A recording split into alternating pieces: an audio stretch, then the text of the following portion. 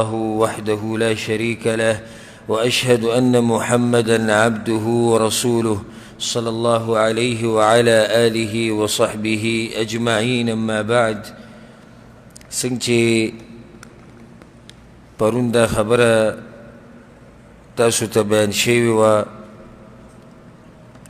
چې یو نوې سلسله به شروع کیږي بإذن الله سبحانه وتعالى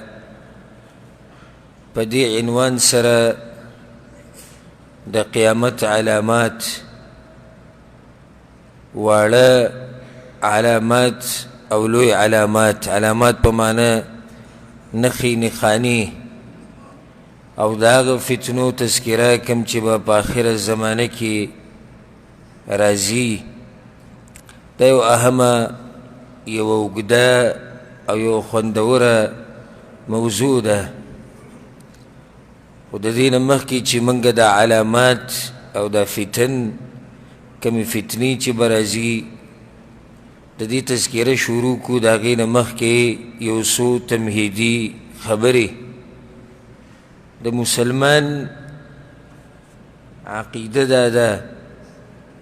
چې د مرګ نه بعد بیا په قبر کې حساب کتاب، سوال جواب، عذاب او نعمت او د برزخ ژوند دی. بیا د هغې نه بعد راپاڅېدلي او الله سبحانه وتعالی ته ودرېدلي او په کومه ورځ چې به الله ته ودرېږي نو هغې ته ویلی کېږي یوم القیامه، د قیامت ورځ. او یوم القیامه ورته په دې وایي چې قیام به د مخلوقاتو کېږي الله سبحانه وتعالی ته. یوم یقوم الناس لرب العالمین، هغه ورځ چې خلک به ودرېږي رب العالمین ته. دا قیامت نږدې دی او هر راتلونکی نږدې. او څومره چې دا وخت تېرېږي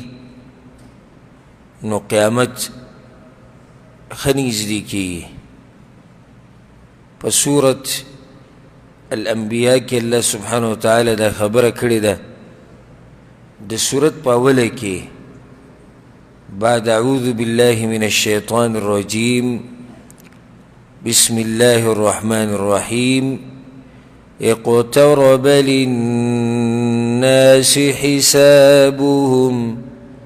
ډیر نږدې شوی دی خلکو لره حساب کتاب داغوی، وهم فی غفلة معرضون، او هغوی په غفلت کې دي، مخاړونکي دي. ګوره دا آیت ته نن څه د پاسه 1400 کاله مخکې نازل شوی دی.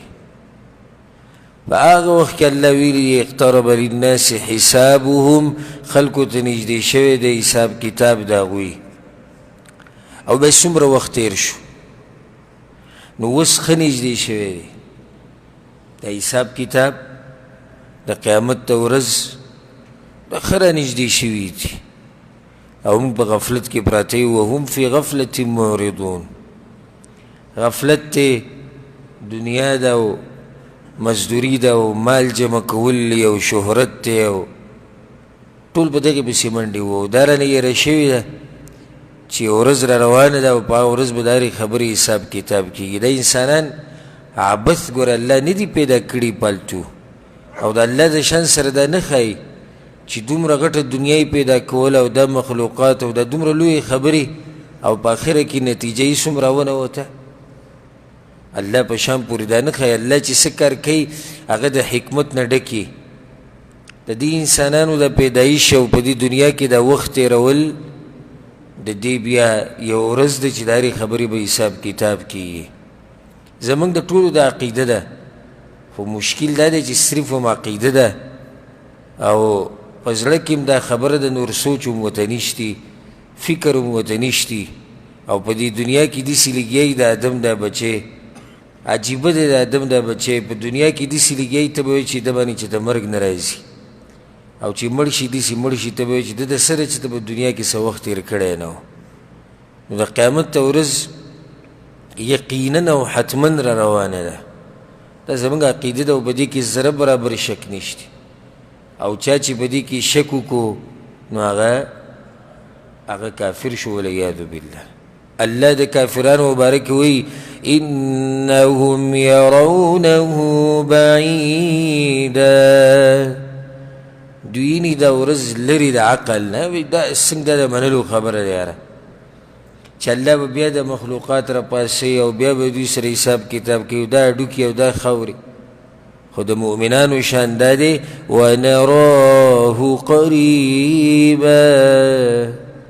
منګینو څه منګینو نږدې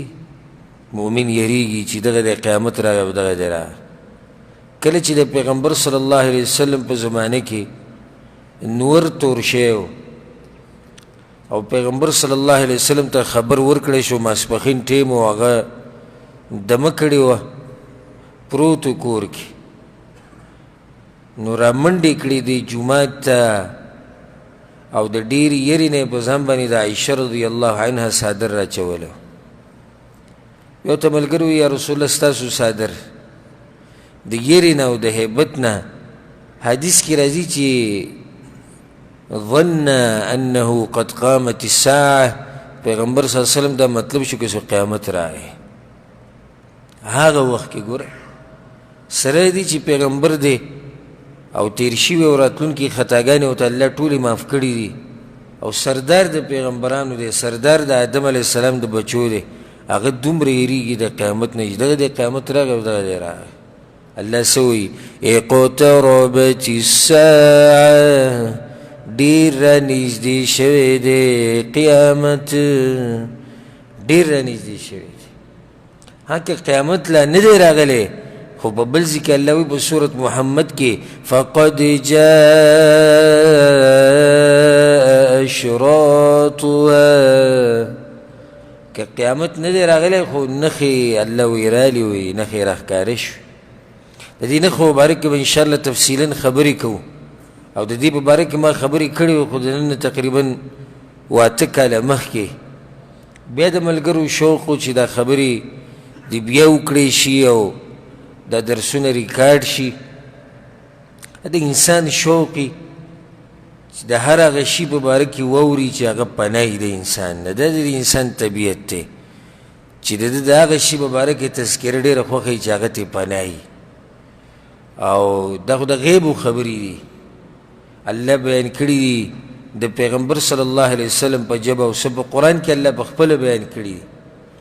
نو ځکه ورته د انسان شوق یي خو دا صرف موږ دې دپاره نه بیانوو چې بس یو شوق دی او خبره ختمه شو دا موږ دې دپاره بیانوو چې وګوره مسلمانه قیامت را نږدې دی نو تا څه کړي دي زه به تاسو ته بیان کړم د قیامت واړه علامات او غټ علامات واړه علاماتو کې بیا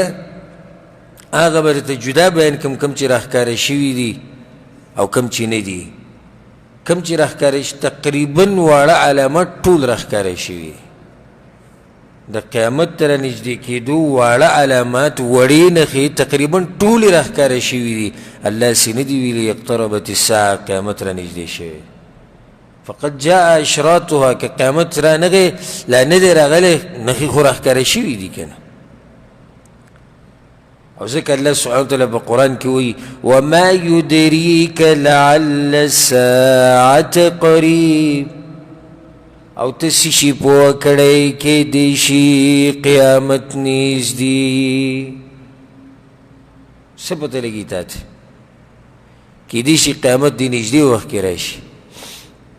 وما امر الساعة الا كلمح بالبصر او د قیامت خبره خو داسې ده لکه د سترګې د رب اندازه سترګې رب په اندازه کې قیامت راتلی شي يستعجل بها الذين لا يؤمنون بها کافران تعدی کوي چې د قیامت راشي هغوی به ټوغه کوله که په مخه به یې تپوسونه کول کله به راځي او کله به راشي ایمان یې پرې نه و نو ځکه یې د دې طلب په مخه کو د مؤمنانو حال څه دی والذین آمنوا مشفقون منها او مؤمنان یریږي د هغه ورځې نه یریږي ځکه چې په دغه ورځ به هر سره ښکاره کېږي الله په قرآن کې وایي لا تخفى منکم خافیه یو خبره به هم نه چې هغه به پټه پاتې شي د ټولې خبرې به راښکاره شي الله به عملنامه د انسانانو ته ورکړي چې وګوره دا ستا هغه عمل دی دا ستا هغه کتاب دی او بیا به ورته داسې هم ووایي كفى بنفسك اليوم عليك حسيبا بس ته نن کافي په خپل حساب کتاب وکړه ما خو سره څه ظلم او زیاتی نه دی کړی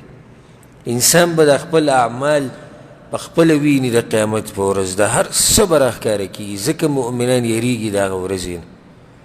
چې دغه ورځ به ګورې څه کېږي هغه ورځ به ګورې ما ته ګټه میلاویږي او که تاوان به وي او که ذلت به وي او که بېعزتي به وي او د هغه ورځې بېعزتي خو بیا سمه بېعزتي ده ځکه چې د آدم علیه السلام نه واله او د آخرني انسانه پورې او پیریان او څاروي او زناور او هر څه به ولاړي او د هغوی په مخ کې ته ذلیله شي نو دې ته ذلت وایي ځکه ابراهیم علیه السلام چې به کومې دعاګانې غوښتې نو یو دعا به پکې دا غوښته ولا تخزني یوم یبعثون ای الله ما مشرموه په هغه ورځ چې بیا به راپاسي دا مخلوق ولا تخزني یوم یبعثون یا الله ما په هغه ورځ مشرموه یوم لا ينفع مال ولا بنون په هغه ورځ به نه مال فایده ورکوي او نه به زامن فایده ورکوي الا من اتى الله بقلب سلیم مګر هغه سړی چې زړی روغي او په زړه کې دین او دینداري او هغه الله ته مخامخ شي په دغه زړه سره په دا سړی کامیاب دی نه مال په کار راځي او نه زامن په کار راځي دغه ورځې نه مؤمنان یریږي ها دومره ناشنا ورځ ده چې د قیامت په ورځ کله د انسانان راپاسي که نه نو د دنیا دغه ژوند دا چې موږ ته ډېر اوږد ښکاري دا به ورته داسې ښکاري لکه د ورځې یوه ګنټه یو معمولي وخت و بس یو ساعت و د ورځې تېر شو ارمان به بیا دا کوي چې یاره موږ دغه ګنټه دغه څه وخت د ورځې دا چې دی د الله دپاره تېر کړی اوس خو موږ ته داسې ښکاري چې تپوس یې مه کوه دا شپېته پنځوس او نن سبا خو خلک هغه پنځوسو ته هم نه رسي خبرېږي هارټ اټیک وشو خبرېږي اکسیډنټ وشو اکسیډنټ په مخه چې ګورې خبرونه راځي د هارټ اټیک خبرونه راځي د کینسر بیماري په ولګېده او پلانې چلو شو پلانې او نوي نوي بیماریانې ځوانان هلکان مري نن سبا ځوانان مري دغه مختصر ژوند هغه موږ ته دومره غټ ښکاره شوی دی چې تپوس یې مه کوه الله څه وایي ويوم يحشرهم کله چې به را خلک راپاسي او په دویم پیر به الله ته په دویم پیر به را ژوندي کړي او الله ته مخامخ شي كأن لم يلبثوا إلا ساعة من النهار لکه دوی چې په دنیا کې یو ساعت د ورځې تېر کړی بس یو بل ته به دا وویل لکه دا ډېر لږ وخت نه خو تقریبا ورځ وه یا د ورځې بعض کیسه و موږ تېره کړې وه ورباندې چې دا لږ وخت هم د الله دپاره تېر کړی نوح علیه السلام په وخت کې یو زنانه جړل بوډۍ زنانه و زوی مړ شو نو ته ولې جاړې وي ځوان زوی مې مړ شو تقریبا 300 کاله عمر و دغه هلک وی ځوان زوی مې مړ شو بابا داسې خفه یم هغه ورته وي ته په ده پسې خفه یې 300 کاله عمر یې تېر کړو داسې امت به راشي چې د هغوی عمرونه به 80 کاله وي زموږ د امت یې ورته یاد کړو نو هغې وی که زه په دغه خلکو کې وی او دغه امت کې وی دا 80 کاله خو زه په یو سجده کې تېروم 80 کاله څه ژوند دی ژوند خو اوس لا دغه بیا دی چې 1000 کاله د هغوی به عمرونه و 900 کاله تاسو د 300 کاله عمر کې به ځوانۍ کې مړلی کله بیا هم څه ژوند و که نه اگر که انتها د هغې مرګ و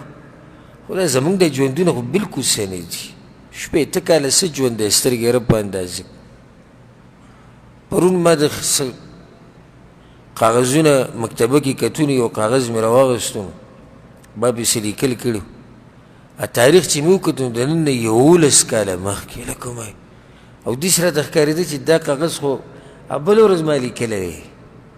دا مسلې ما لیکلې ما پې تاریخ لیکلی لپاسې د نن نه 11 کاله سوچ مې ځان سره دی د خبرې ځان سره ووړم چې ستا د ژوند 11 کاله دومره زر تېر شو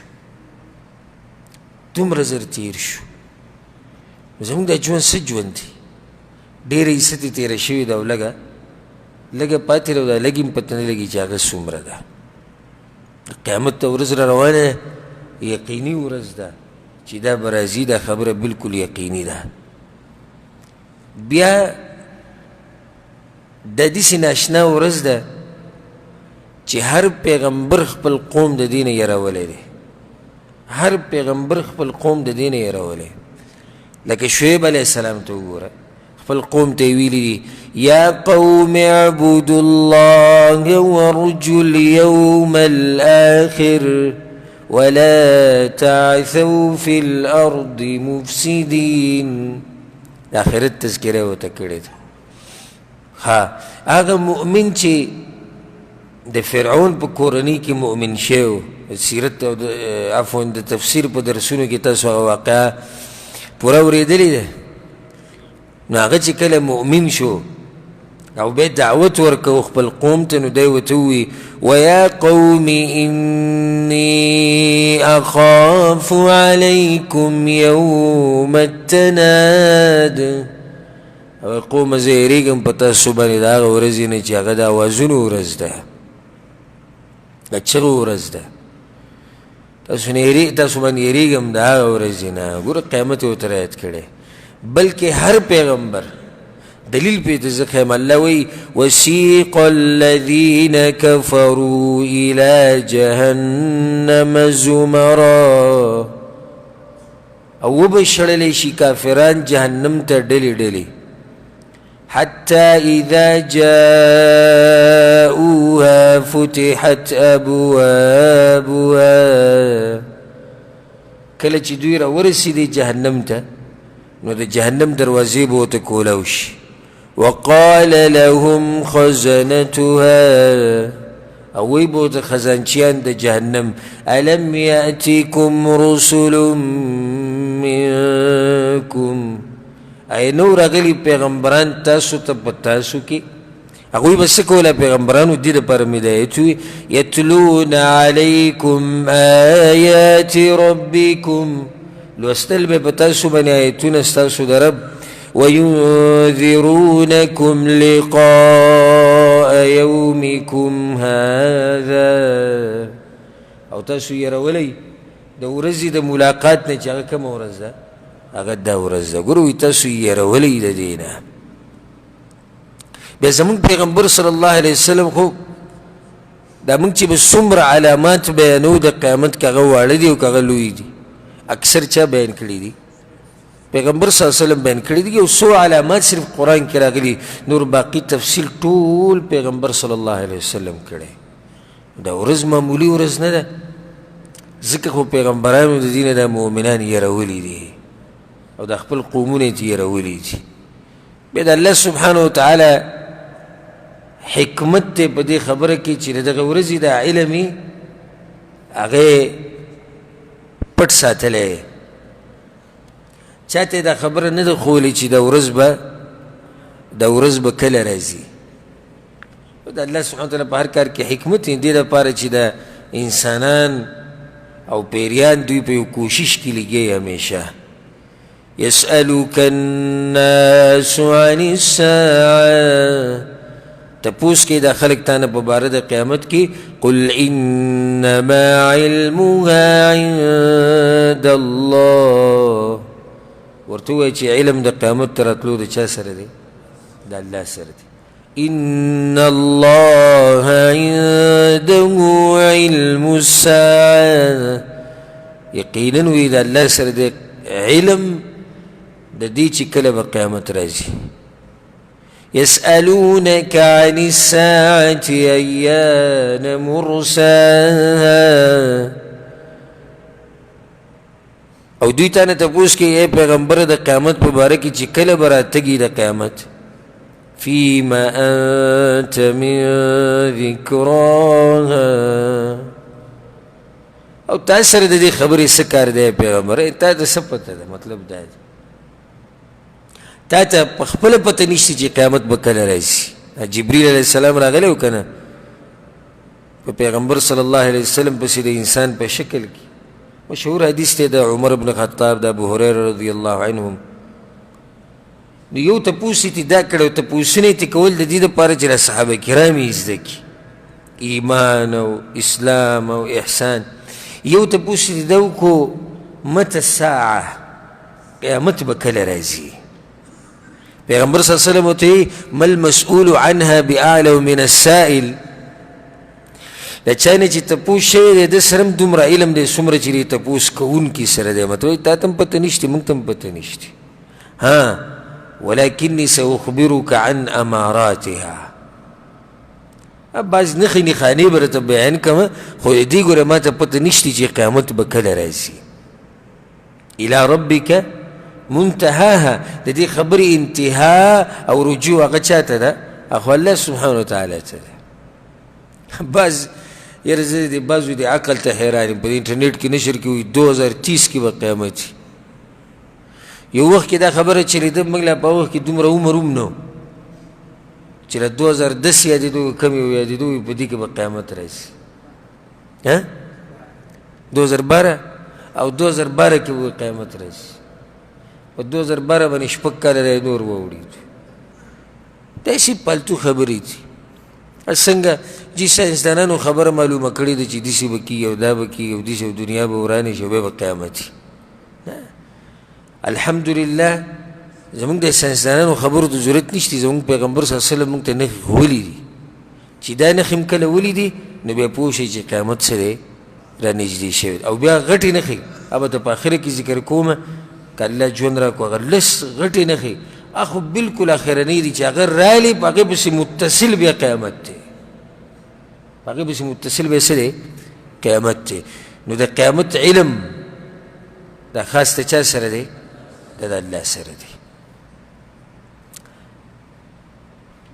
مقصد زمونږ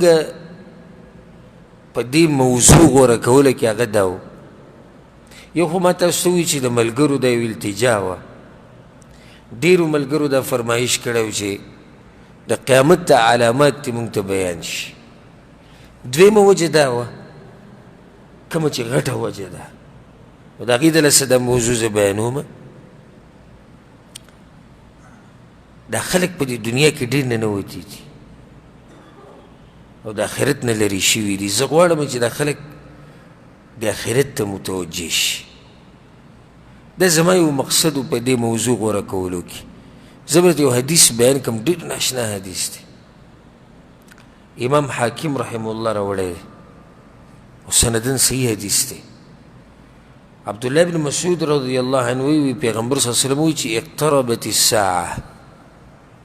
قیامت ډېر رانږدې شوی دی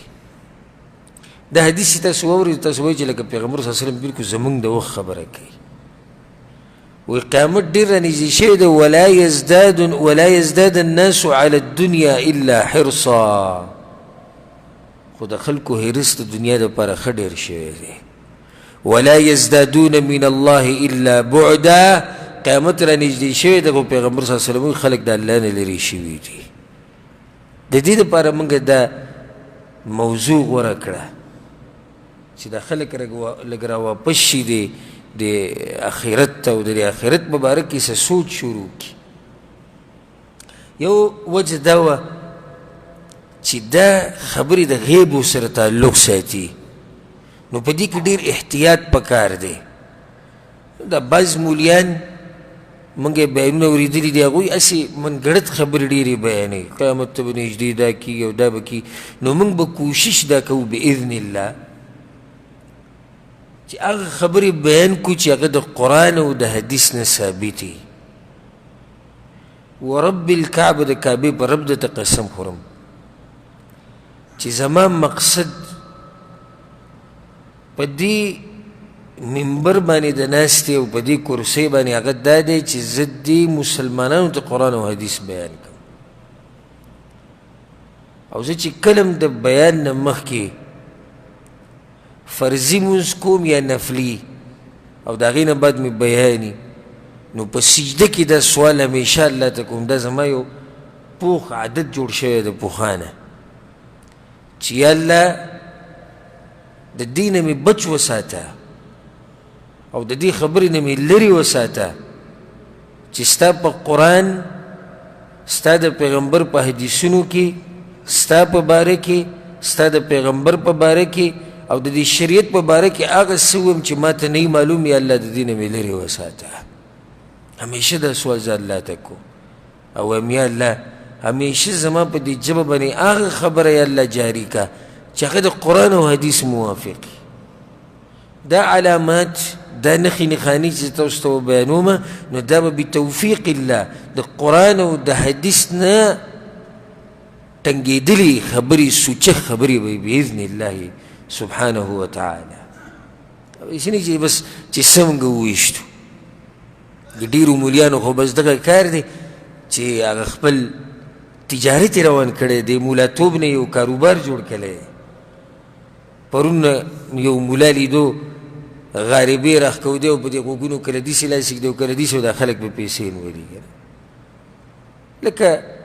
ډمه چې ګډېږي یا ډم ګډېږي او خلک پې پیسې نولي دوی د دې مولاتوب نه یو کاروبار جوړ کړی دی د پیسو د ګټلو یو ذریعه ترې جوړه کړې ده بس تقې ته ناست دي چې موږ پیسې ګټو دې سره سوچ نشته چې دا خو یو غټه ذمهواري ته اخیستې ده په زرګاو په لکاو خلک په اربونو کربونو مسلمانان ستا دا خبره اوري او دې به تا نه تپوس کېږي الله سبحانه وتعالی دې ما له همیشه د حق د ویلو توفیق راکړي او بیا دې الله سبحانه وتعالی موږ ټولو ته توفیق راکړي په هغې باندې د عمل کولو د دې نه مخکې چې دا موضوع شروع کړو یو څو اهم خبرې یو خو دغه بنیادي او تمهیدي خبره او د قیامت په باره کې چې قیامت را روان دی او د هغې دپاره کوشش او محنت پکار دی یو څو اهم خبرې یوه اهم خبره دا ده چې دا خبرې د غیبو سره تعلق ساتي چې داسې به کېږي او داسې به کېږي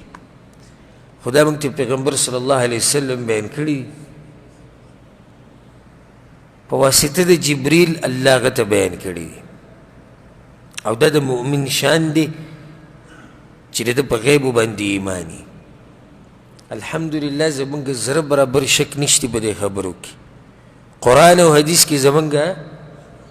شک نشته الحمدلله بلکې دا د مؤمنانو اولنۍ صفت الله په قرآن کې ذکر کړی ذلك الكتاب لا ريب فيه هدى للمتقين الذين يؤمنون بالغيب مؤمنان هغه دي چې ایمان لري په غیب باندې په قرآن کریم کې اولنۍ صفت د مؤمنانو ولې دا نه وي په اوله کې چې مونځونه کوي او زکات ورکوي او جهادونه کوي او ښه اخلاقي دي او دا نه د ټولو نه ګرانه خبره دا ده وجه دا ده چې یو خبره ستا نه پنی او تا ته وویلی شي چې الله داسې وایي پیغمبر دا وایي په دې باندې ایمان راوړه دا ګران کار دی ځکه چې تا لیدلې نه ده اوس په قبر کې به دا کېږي دغه به کېږي پیغمبر صلی الله علیه وسلم بیان کړي ډېرې خبرې زموږ په ایمان دی کافران یې مني نه مني ولې ځکه چې هغوی لیدلي نه دي ځکه دا بس خلک تپوس کوي دا کار به څنګه کېږي په قبر کې او دا به څنګه کېږي او دا نو موږ ورته جواب ورکوو چې الله تا ته دا هر څه وښیي نو ستا د ایمان څه فایده ده داسې که الله دا خبرې کافرانو ته وښیي نو ایمان پې هغوی هم راوړي که نه راوړي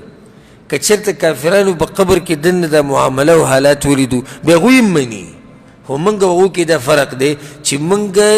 د نه لیدو په حالاتو کې په دې خبرو ایمان راوړی دی او الله دې پې موږ د مرګه پورې قایم او دایم لري دا ټولې خبرې پیغمبر صلی الله علیه وسلم بیان کړي دي حدیث د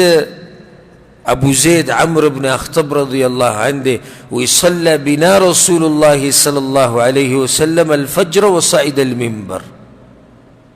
پیغمبر صلی اللہ علیہ وسلم سحر منځ کو منبر ته وختو فخطبنا حتى حضرت الظهر حتى حضرت الظهر او خطبه وکړه او تقریر وکړو د ماسپخین د منځه پورې. خیال هم دی ته کنه موږ دې نیمه غنټه درس ته کینو یو غنټه کینو بیا ځان راته سم باتور ښکاري چې موږ هم څه کار کوو. فنزل فصلى را کوشنو د ماسپخین منځ وکړو ثم صعد المنبر بیا منبر ته وختو فخطبنا حتى حضرت العصر خطبه وکړه تقریر وکړو د کم وخت پورې مازیګر پورې ثم نزل فصلى بیا را کوشو نو د مازیګر منځ وکړو ثم صعد فخطبنا نو بیا پاسېدو بیا خطبه شروع کړه حتى غربت الشمس نو نور ډوب شو. د کم وخت نه سهار فأخبرنا بما كان وبما هو كائن. ټولې خبرې بیان کړي چې سره تلو ولګي او څه شوي دي. فأعلمنا أحفظنا بس بیا به موږ کې ډېر پوه هغه دی چې هغه خبرې ډېرې یادې کړي دي یعنې د قیامت هغه علامات او د غیبو سره چې څه تعلق ساتي هغه ټول یې موږ ته بیان. بل دلیل پې واوره حذیفه بن الیمان رضی الله عنه حدیث دی په صحیح بخاري صحیح مسلم کې دی وی قام فینا رسول الله صلی الله علیه وسلم مقاما. یو پیر پیغمبر صلی الله علیه وسلم ودرېدو تقریر شروع کو ما ترك شيئا يكون في مقامه ذلك الى قيام الساعه الا حدث به. قیامت پوری چې بس کیږي هغه ټول راته بیان کړو. حفظه من حفظه ونسيه من نسيه بس بیا چې چا یاد کړي دي هغوی یاد کړي دي او چې چا نه هېر شوي دي د هغوی نه د هغوی نه هېر شوي دي. دا ټولې خبرې پیغمبر صلی الله علیه وسلم بیان کړي صحابه کرامو ته چې قیامت راتلو څه علامات دي. تاسو به حیران شئ او زما دا په خپل رب باندې یقین د الله دې ماله توفیق راکړي زه به تاسو ته ناشنا علامات بیانوم چې هغه به مخکې تاسو نه یې اورېدلي ځکه چې مشهور چې کوم علامات دي هغه بار بار د علما هم بیانې مقررین هم بیانې تحقیق یې پکې ډېر نه دی کړی. موږ به راته بتوفیق الله نوي نوي خبرې انشاءالله بیان کړو. دا ټولې خبرې به مسندي یعنی پیغمبر صلی الله علیه وسلم ته به رسېدلي. علامات الساعه علامات علامه خو نښې ته وایي دا خو واضحه ده دې ته اشرات هم ویله کېږي. اشرات هم په معنه د علامات دي نښې نښانې د قیامت ساعه قیامت ته وایي. دا خبره یې د ساتئ دا ټکی د ساعه او د قیامت ته په درې قسمه قیامت دی. قیامت په څو قسمه دی دا فایده چې د چا مخکې اورېدلې چا ته دا مسله معلومه چې موږ ته بیان یې کړي تا ته معلومه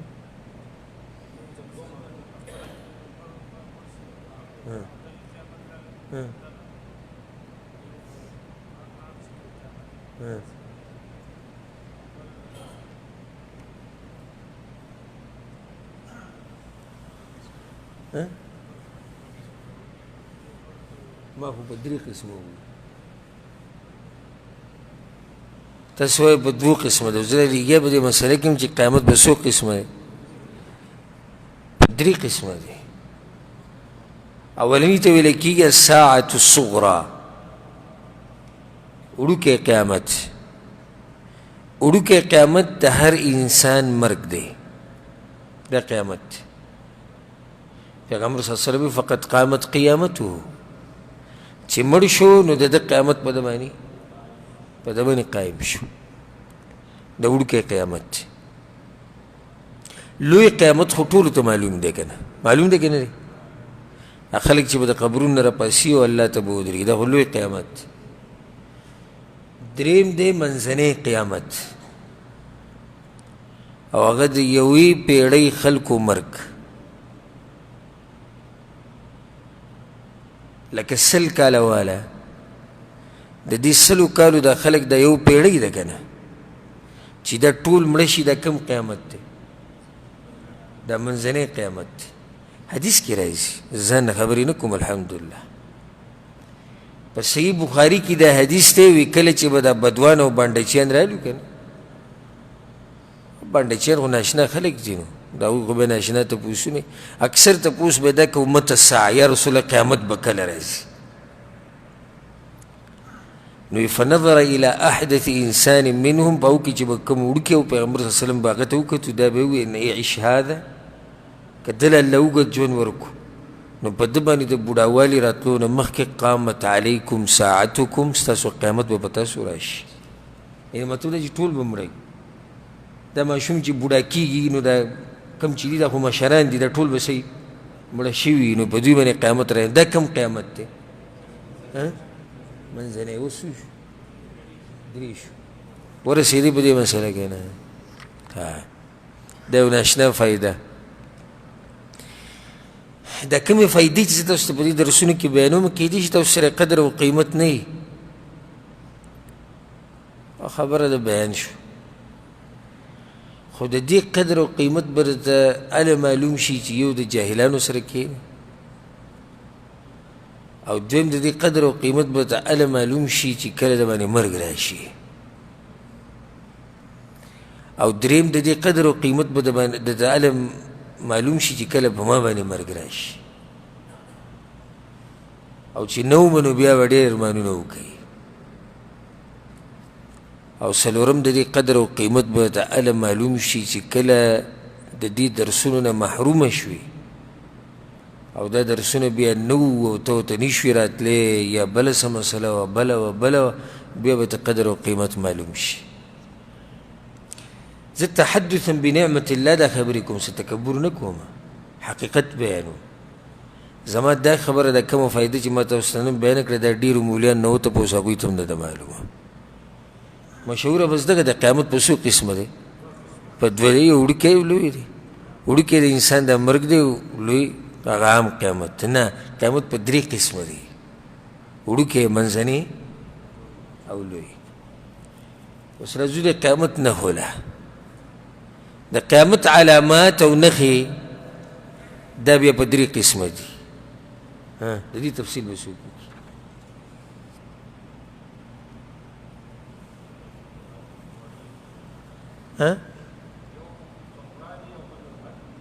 صغرا او کبرا خو دي هغه علامات چې هغه واړه دي او هغه علامات چې هغه لوی دي خو ما بیا ووایي درې قسمه دي لس غټې دي که نه هغه لس چې کمې دي هغه غټې نښې دي هغه به ذکر کوو په اخره کې خو دوه نورې دي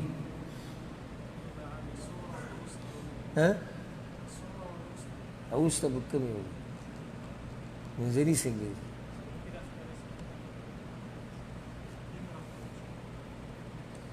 نیم راښکاره شوي نیم نه راښکاره شوي د جواب نږدې دی خو هسې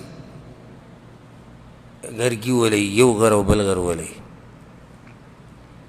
د قیامت علامات دا په درې قسمه دي هغه واړه علامات چې راښکاره شوي دي هغه واړه علامات چې نه دي راښکاره شوي او غټ علامات هغه لس علامات هغې خبره به په آخره کې کوو لکه لوګی راوته دخان دجال د ځمکې نه به ځناور روزي خبرې به کوي نور به د مغرب نه راخیږي د ځمکې په مشرق کې به ځمکه چاودي خلک به ننوځي دغه شان په مغرب کې اومه په جزیرة العرب کې اتمه عیسی علیه السلام راکوزېده نهمه یاجوج و ماجوج لسمه د یمن د طرف نه به اور روزي او خلک به د شام ځمکې ته شړي هلته به حساب کتاب کېږي دا لسې نښې دا خو غټې نښې دې نه بعد به قیامت ډایرکټ راځي خو وړې نښې بیا په څو قسمه شوې دوه کم راښکاره شوي دي او نه دي راښکاره شوي کومې چې راښکاره شوي دا ځان لږ قسم دا ډېرې دي کومې چې راښکاره شوي دي دا ډېرې دي کومې چې نه دي راښکاره شوي دا لږې دي او بیا د قیامت دا غټ علامات دي اوس ورسېدې په دې تقسیم یو نښه دوه به ذکر کو موږ به شروع د وړو علاماتو نه کوو په دې کې خو شک نشته د قیامت ته رانږدې کېدو وړې نښې او دا به راته انشاءالله څه د پاسه 100 نښې ذکر کو او بیا دا وړې نښې کمې چې راښکاره شوي دي دا به اول بیانو د هغې نه بعد به بیا راځو هغه نښو له چې هغه نه دي راښکاره شوي ده وړي دي او لا نه دي راښکاره شوي او بیا به هغه نښو له راځو چې هغه لویې نښې دي ورسېدی و که نه د دې قیامت ته علاماتو سره د فتنو دا موضوع تعلق ساتي خو د قیامت په رانږدې کېدو کې یوه علامه دا ده چې فتنې به راځي نو دا فتنو دا مسله به په هغه قضیې کې بیا تفصیلا بیانوو انشاءالله اولنۍ نښه دا وړه نښه ده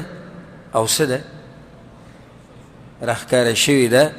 د پیغمبر صلی الله علیه وسلم راتګ د ټول نه اولنۍ نښه د پیغمبر صلی الله علیه وسلم بعثت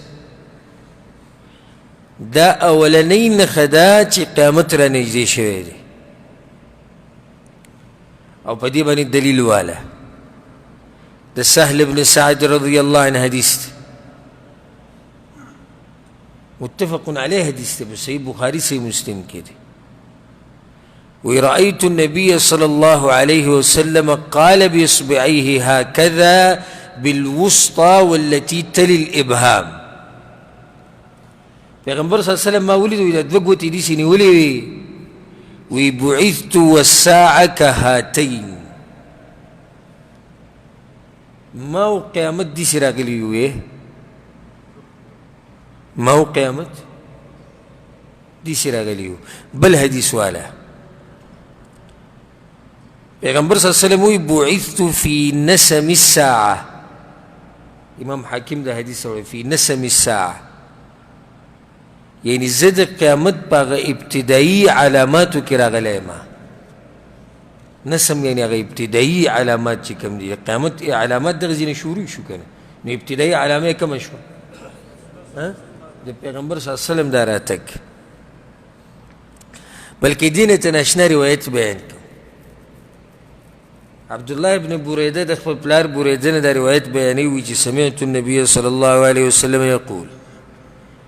ما د پیغمبر صلی الله علیه وسلم نه دا خبره اورېدلې ده بعثت انا والساعه جمیعا ما و قیامت یو بل سره نږدې راغلي یو ان کادت لتسبقني خو نږدې و چې زما نه مخکې شوی و خو زه ترې را مخکې شو خیال م دی وی نږدې و چې د قیامت زما نه را مخکې شوی د حدیث امام احمد بن حنبل رحمه الله راوړي نور هم ډېر حدیثونه د ابو هریره رضی الله عنه جابر بن سموره انس بن مالک جابر بن عبدالله او نور صحابه کرام نه اولنۍ نښه د قیامت ته رانږدې کېدو چې هغه وړه نښه ده او راښکاره شوې ده هغه د پیغمبر صلی الله علیه وسلم د بعثت دی او هغه ته د نبوت میلاوېده دي او د پیغمبر صلی الله علیه وسلم ته بعثت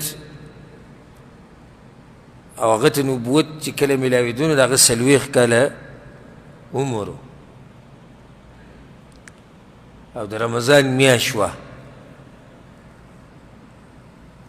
او د کومه ورځ وه نه ورځ کومه ورځ په هفته کې د پیر ورځ وه او 21 د رمضان او د پیر ورځ او 40 کاله عمر میلادي تاریخ چې دی کال 610 کالو او بیا په دې کې اختلاف دی چې بعض رمضان په دې میاشت کې د ورځې بدله ښیي څوک وایي چې 20مه وه څوک وایي 25مه وه په دې کې اختلاف دی خو الغرض رمضان کې وه او په رمضان کې بیا لیلة القدر شپه وه په هغه شپه کې الله د قرآن ابتدا د نزول ابتدا کړې ده خو دلته یو مسله ده او هغه ده د دې څه مطلب شو چې پیغمبر صلی الله علیه وسلم د دوه ګوتې یو ځای کړي چې ما و قیامت داسې راغلي وو قیامت او پیغمبر صلی الله علیه وسلم خو داسې نه دي راغلي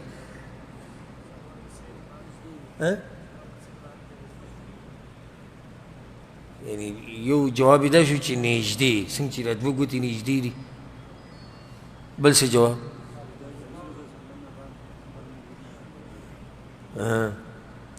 یو مطلب یې دا دی یو جواب یې دا دی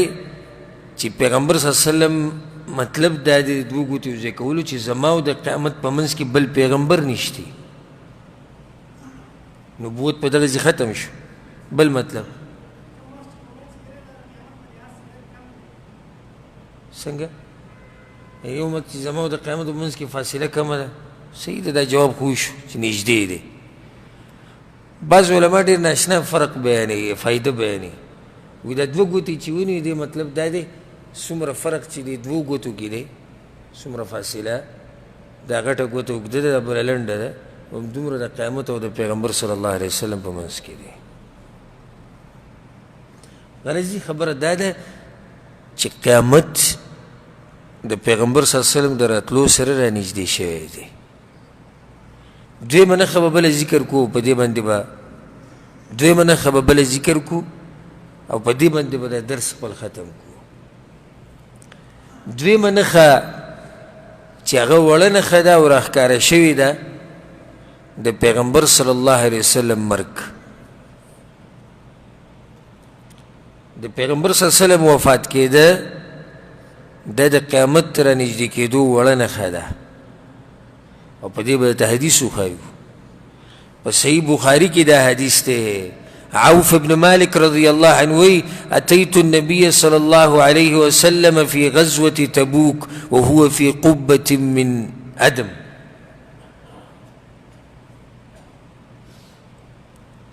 وإذا پیغمبر صلى الله عليه وسلم بسرالما د تبوک په غزا کې او هغه د سرمنې په یو خیمه کې ناست وی دا وی چې اعدد ستا بین یدی ساعه د قیامت نه مخکې شپږ خبرې وشماروي شپږ خبرې قیامت نه مخکې وشمارئ موتی زما مرګ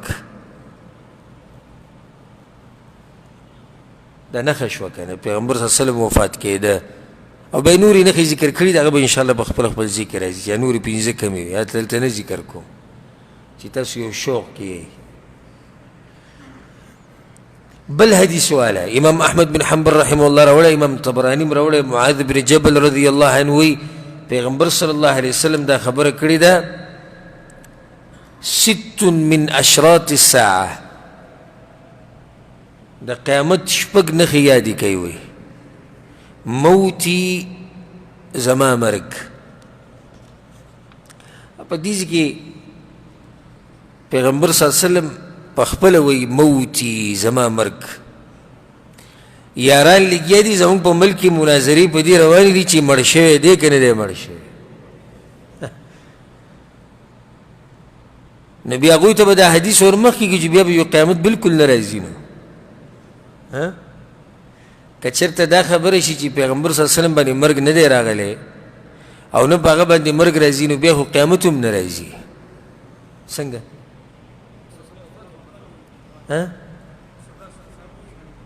پیغمبر صلی الله علیه وسلم چې قیامت نه مخکې به دا تاسو وینئ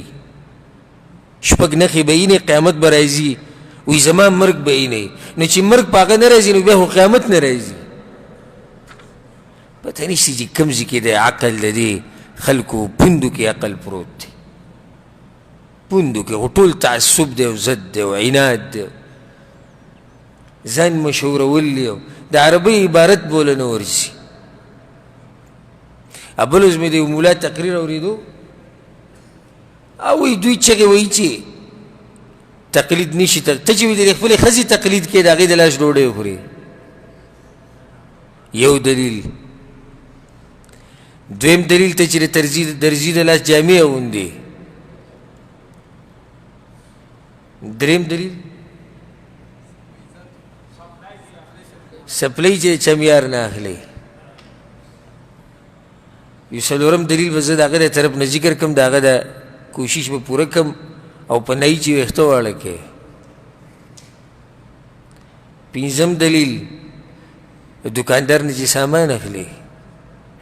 شپږم دلیل ډرایور سره چې ګاډي کې کښېني مړه دین نه ټوغه جوړه کړې داسې و دې لګیا تقلید ثابتوي نو چې ثابتوي بیا خو چې د ټوس دلایل ووایه د قرآن او حدیث نو داسې خبرې دي ټنګېدلي دلایل راوړه ټنګېدلي الحمدلله عوام پوه شوي دي عوام اوس هغه پوخاني نه دي ښه چې مولوي صاحب ورته خبره وکړو هغه به روان شو بس وي کتاب کې راغلي دي او جي دا بس مولویان چې خبره کوي کتابونو دا مسله راغستې ده وایي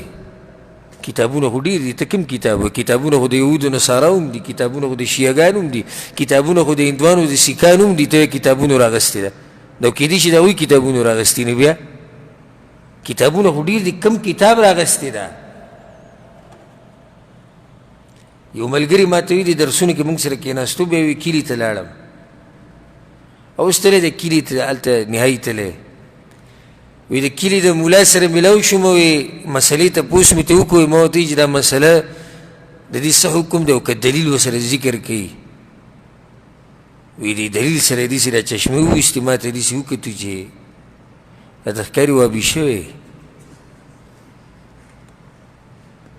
دا دلیل ملیل چې کوي نو دی وی خرابېږي سبحان الله دلیل چې غواړي خرابېږي دلیل چې غواړي خو برابر شو الی صحیح دین وپېژنده اوس اوس یې صحیح رګ راونیو ده دلیل وښایه اوس الحمدلله هغه عوام نه دي نو پیغمبر صلی الله علیه وسلم وایي زما مرګ نو په خپله هغه وایي چې په ما به مرګ راځي نو پیغمبر صلی الله علیه وسلم باندې مرګ راغلی دی هغه د دنیا نه تلی دی ژوندی دی خو په کوم ژوند کې ژوندی دی د برزخ په ژوند کې او د هغه ژوند نه الله خبر دی خو نور د دنیا هغه ژوند ختم شوی دی او هغه په کوم کال کې ختم شوی دی 11 کالو او ورځ کوم وه د پیر ورځ وه او میاشت کوم وه ربیع الاول میاشت وه چې پیغمبر صلی الله علیه وسلم د دې دنیا نه لاړو او د هغه سفر ختم شوی انشاءالله د سیرت په درسونو کې به راته هغه واقعه تفصیلا بیانو چې څنګه پیغمبر صلی الله علیه وسلم باندې مرګ راغلی او هغه ناشنا حالات په صحابه کرامو باندې چې کوم راغلي وو په مؤمنانو باندې غټ مصیبت چې کوم راغلی هغه دا دی چې پیغمبر صلی الله علیه وسلم دنیا نه تللی ځکه یو حدیث کې پیغمبر صلی الله علیه وسلم وایي تاسو کې چې چاته مصیبت ورسي نو ځان ته دا مصیبت را مخې ته کوئ چې زمونږ پیغمبر وفات شوی دی نو هغه مصیبت به راته بیا وړوکی ښکاري د دې سره زمونږ دا درس اختتام ته ورسېدو خو دوه نښې شوې کومې د پیغمبر صلی الله علیه وسلم ته نبوت میلاوېده او پیغمبر صلی الله علیه وسلم مرګ وفات د دنیا نه تګ دا دوه نښې شوې او ځان سره کوشش دا کوئ چې یو کتاب یو کاپي راوړئ پای کې لیکي د فایدهمنې خبرې دي الله سبحانه وتعالی دې په موږ پوه کړي هذا والله اعلم وصلى الله وسلم على نبينا محمد وعلى آله وصحبه أجمعين.